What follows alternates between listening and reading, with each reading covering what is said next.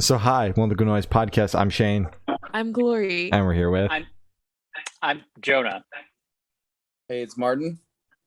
And it's Dave, and we're Dear Spring. And we're asking them some questions to say about their new EP, Moments. So congrats on that, by the way. How do you guys feel about the response to the announcement so far? Pretty stoked on it. We're really excited mostly to be getting it out and seeing people starting to build interest in it. Hell yeah. EP's pretty cool. I listened to it on the way home today. Pretty sick. Pretty banging. Oh, thanks, man. Yeah, of course. So is there any meaning behind the EP title or cover art? Yeah. So really the record is all about the moments that we shared, I think, during the year when we wrote the music together. And I think we really tried to just link it back to how, when you listen to a record that you have a really strong connection to, you can find yourself sort of being transported back in time to that place. And so that's really why we ran with like the theme with the Polaroid pictures and just sort of like capturing the moments that we shared. That's cool. I like that. Yeah. So can you guys tell us a little bit about your writing process for this EP? Well, we usually start with this EP was definitely different because previously it always felt like a struggle to get across the finish line of let's just get enough content. Let's get enough playtime. Let's get that fourth song on the EP. And like, it felt like, oh, we made it. We like put together enough songs for this. Because we had more time to kind of write individually. And then we did a whole series of days, like 4 or 5 full days at like my DC studio, where we just did pre-production and jammed on the songs. So we actually went into like to work with Nick Bersesi at the Gradwell House. We went with like 15 instrumental demos. So this time we were really, really able to kind of pick and choose the real winners that we thought. And then Nick as well, like chose the ones he really thought like stood out from the rest. And then it was like a really careful editing and refining process that Nick was a huge part of in terms of like rewriting sections of songs and stuff like that. So like, how'd you guys kind of go about whittling down the songs since you said usually it was like a process to just like get the 5th song or whatever. So what was it like kind of going the opposite way? Oh, Also it's terrible. It was so hard. You have all these like demos and things that you've been getting like so stoked on for so long. And they're just being like, we can't do this one right now. Like just getting to that point where you just know like, oh, it'll be just a little longer. Yeah. But, it was tougher than it has been before in a good way. I'll say though, definitely a better problem to have. Definitely. Yeah, for sure. Trying to fill up airtime. But Yeah. There were so many moments where we're like, really? That's your favorite one out of the list? Like, really? That's your favorite one? Yeah. There was so much back and forth about it. That's great. Awesome. So I want you 3 to tell us your favorite lyrics off this EP and the meaning behind it. Oh man. I'll go right away. It's an easy one for me. It's off of Empty Frames. It's I Can Tell It's Working Well for You. And I really honestly can't even tell you why.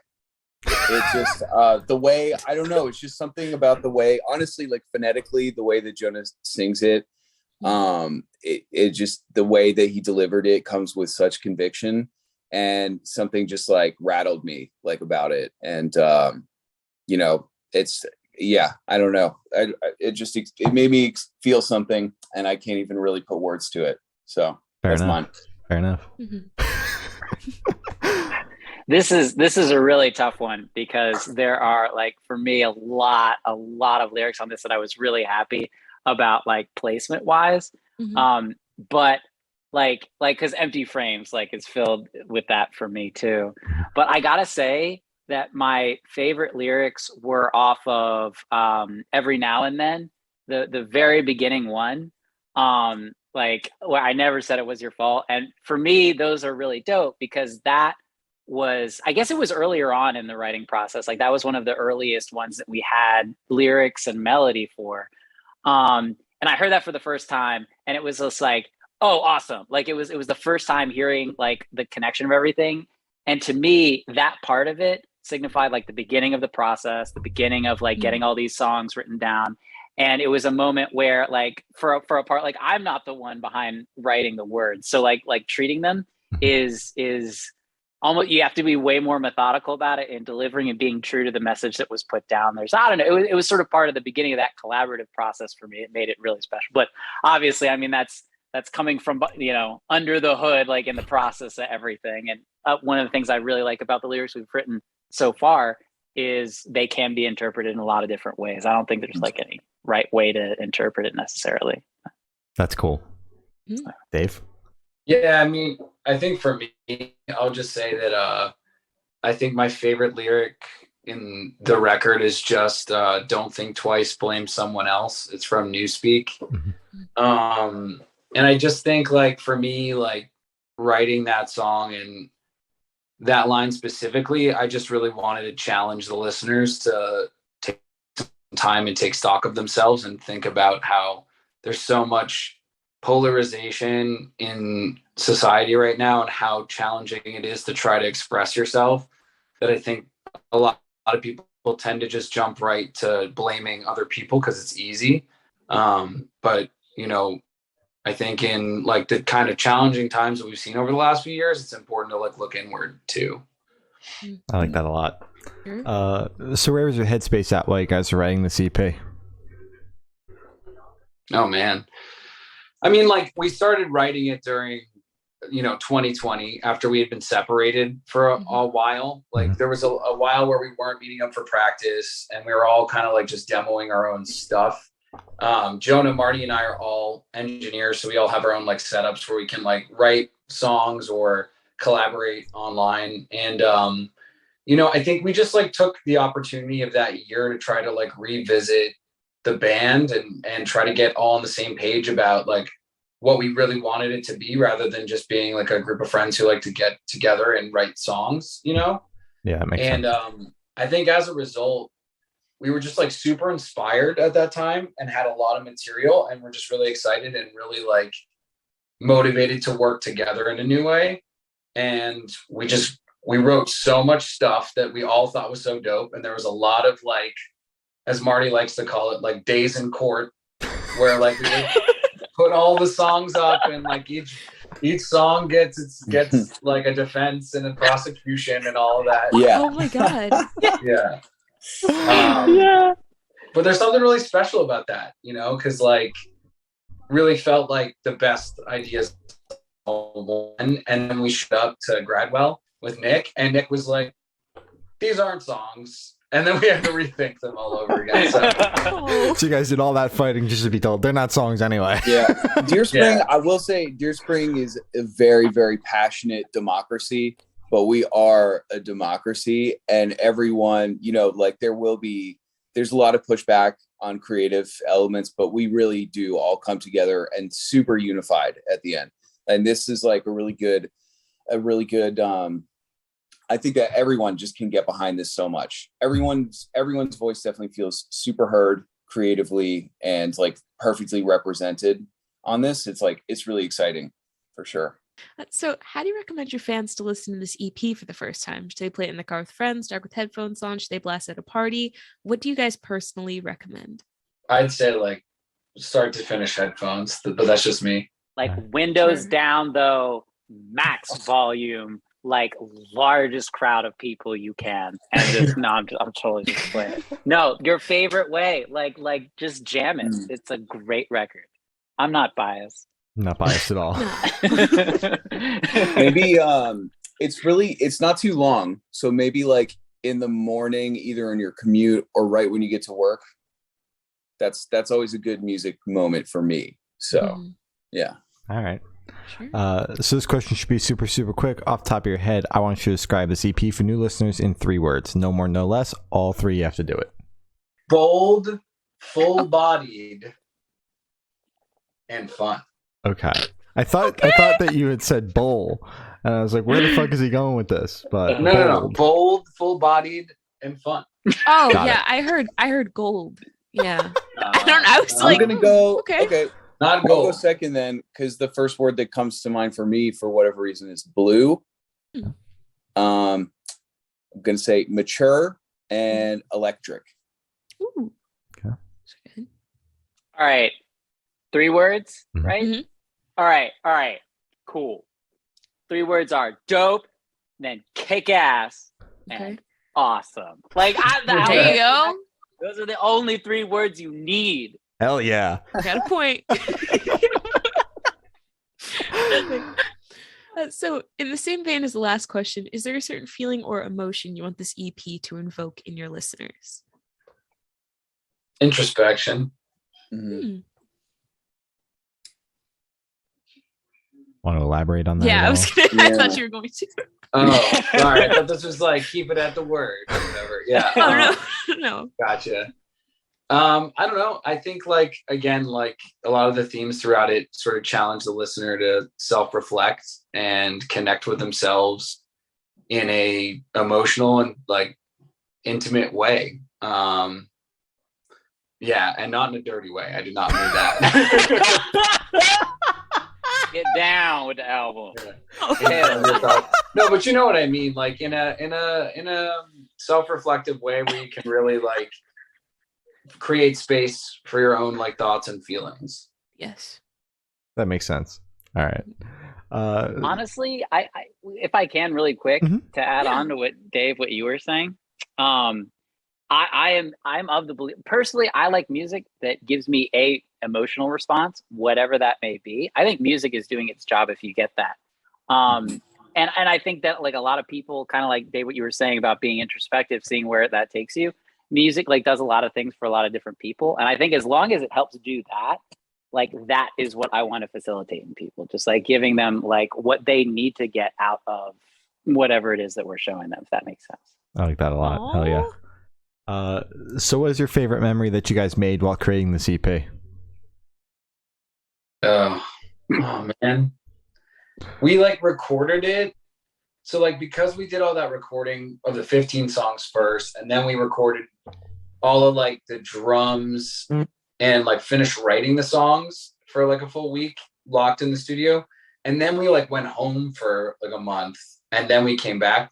It's kind of like broken up into different periods for me. So it's kind of hard to think about just one memory, I think. But I just know that feeling when we first drove home after wrapping up vocal recording and then having like the demo bounces, I remember just being like, oh man, this is like so next level for us. Mhm. Like the music, like what we achieved on them all was just like so much more next level than the last time we recorded. And it was because we did the process this way.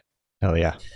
There's sort of a moment in the process where like particularly for me, like playing drums, I'm first to go, and I feel like a really good sense of like pressure to really like deliver.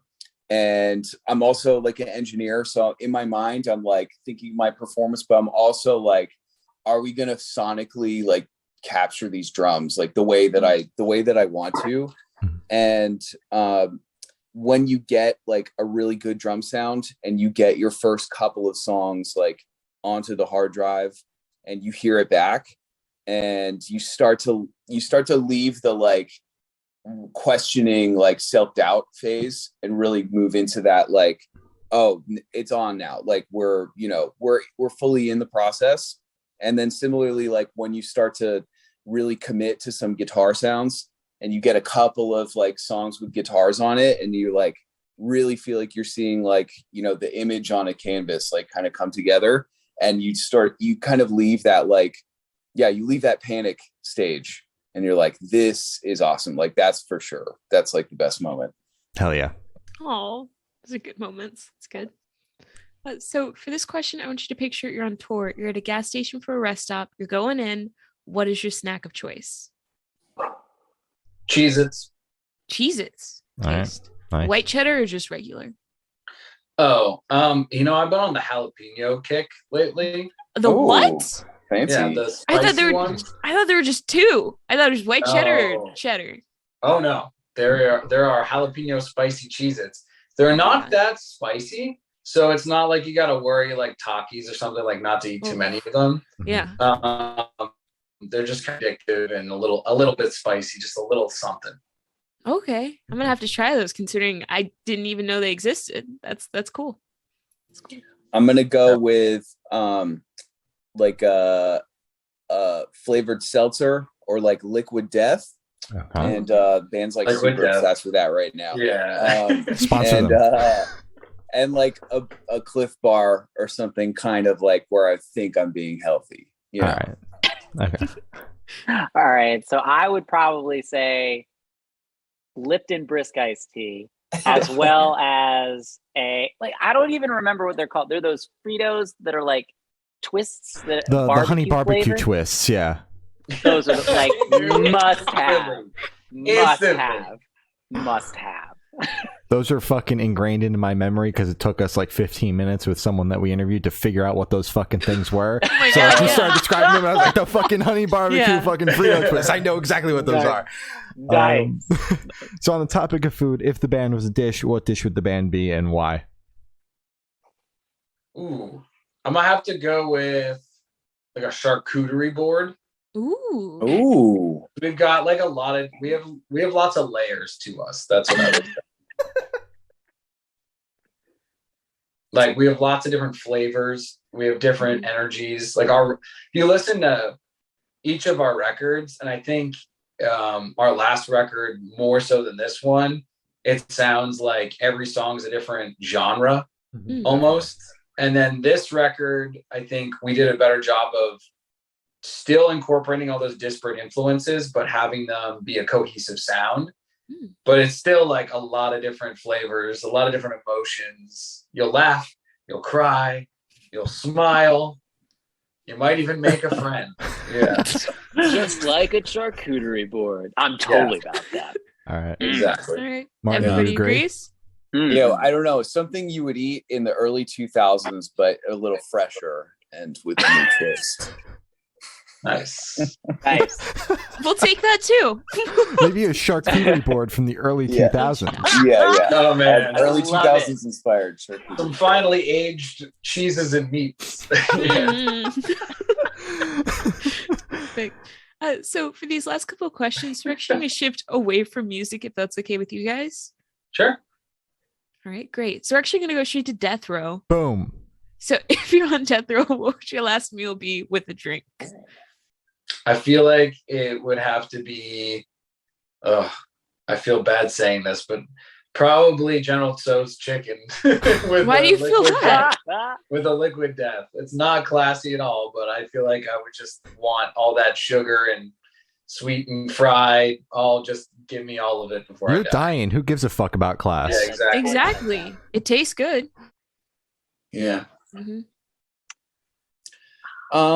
I might do so. My wife is Italian, and her dad is a chef, an Italian chef, like from the countryside in Italy. So just like any meal that I've had like over there would be pretty awesome. Hell yeah. It's pretty good. You got a drink with that? Yeah, I'm pretty boring. It would probably just be sparkling water. Yeah. Okay.